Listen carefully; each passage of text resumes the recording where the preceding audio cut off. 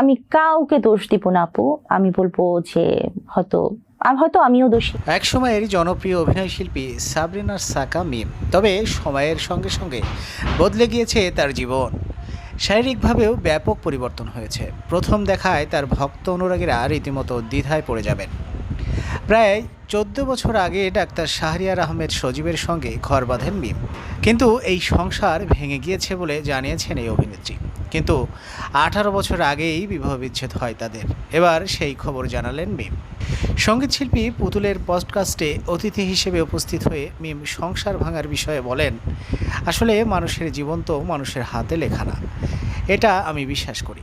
আমি বিয়ে করেছি, অন্যান্য মেয়ে যেমন চিন্তা করে বিয়ে করেন, আমিও তাই করেছি, কিন্তু সব কিছু সুন্দর মতো চলবে সেই চেষ্টাও করেছি।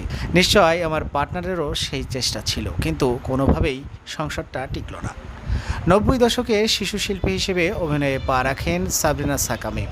পরবর্তীতে অভিনয় প্রতিভা দিয়ে নাট্যাঙ্গনে নিজের জায়গা তৈরি করে নেন। 2012 সালের 7 ডিসেম্বর পারিবারিক আয়োজনে ডাক্তার শাহরিয়ার আহমেদ সজীবের সঙ্গে বিবাহ বন্ধনে আবদ্ধ হন মিম। বিয়ের পর অভিনয় থেকে পুরোপুরি নিজেকে গুটিয়ে নেন, কারণ মিমের শ্বশুরবাড়ির লোকজন তার অভিনয় চালিয়ে যাওয়া নিয়ে আপত্তি ছিল। সংসার ভাঙার পেছনে কি এটাই কারণ? এই প্রশ্নের জবাবে মিম বলেন, আপনি হয়তো গান পছন্দ করেন, আরেকজনের গান নাই পছন্দ হতে পারে। আমি অভিনয় পছন্দ করি, একটা মানুষের অভিনয় নাও ভালো লাগতে পারে, এসব কোনো বিষয় না।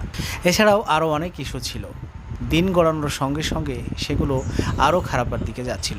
তিনি আরও বলেন, আমি কাউকে দোষ দেব না, হয়তো আমি দোষী, হয়তো সেও দোষী যার সঙ্গে আমার বিয়ে হয়েছিল।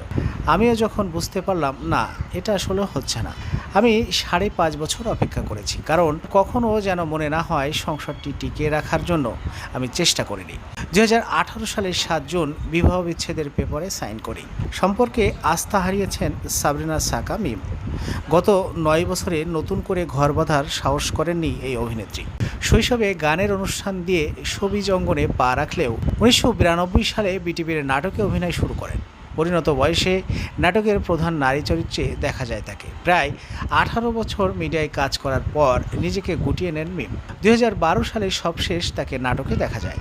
পরে সংবাদ পাঠিকা হিসেবে কাজ করলেও অভিনয়ে আর ফেরেননি এই অভিনেত্রী। আক্রমণ আর সার্বভৌমত্ব রক্ষায় প্রতিরক্ষা বাহিনীকে সবসময় প্রস্তুত থাকার নির্দেশ দেন প্রধানমন্ত্রী।